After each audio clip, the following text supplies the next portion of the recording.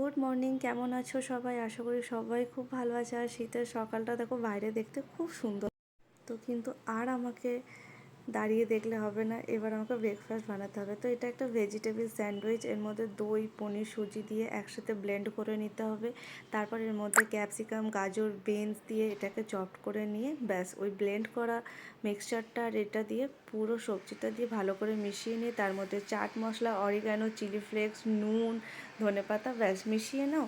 আর একটা ব্রেডকে হাফ করে কেটে নাও, কেটে নিয়ে তার উপর দিয়ে একটা প্রলেপ লাগিয়ে নিয়ে তাওয়ার মধ্যে উল্টো পিঠটা দিয়ে দাও।